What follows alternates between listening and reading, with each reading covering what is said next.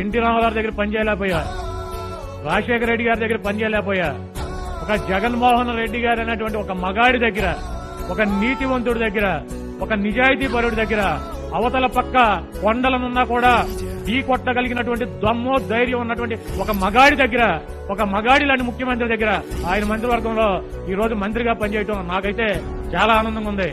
ఏ రాష్ట్ర ప్రభుత్వం గానీ, ఏ రాజకీయ నాయకుడు గానీ తీసుకోలేనటువంటి నిర్ణయం. అవతల వ్యక్తులు ఎంత గొప్పవాళ్లైనా కూడా షంషేర్ గా దమ్ము ధైర్యంతో పైన ఉన్నటువంటి దేవుణ్ణి నమ్మి, కింద ఉన్నటువంటి ప్రజలను నమ్మి న్యాయం చేస్తానని చెప్పి ముందుకు అడిగేసినటువంటి ఈ రాష్ట్ర ముఖ్యమంత్రి వైఎస్ జగన్మోహన్ రెడ్డి గారు ఈ రాష్ట్రానికే కాదు ఈ దేశానికి ఒక ఆదర్శప్రాయుడు. అటువంటి వ్యక్తిని మరి భావితరాలు ఇంకా చూస్తాయో చూడవో తెలియదు. గతంలో అయితే ఇంత దమ్ము ధైర్యంగా ముందుకు అడిగేసేటువంటి వ్యక్తిని అయితే ఇంతవరకు ఈ దేశ చరిత్రలో చూడలేదు. ఇంకా భవిష్యత్తులో కూడా చూస్తాయో చూడవో తెలియదు.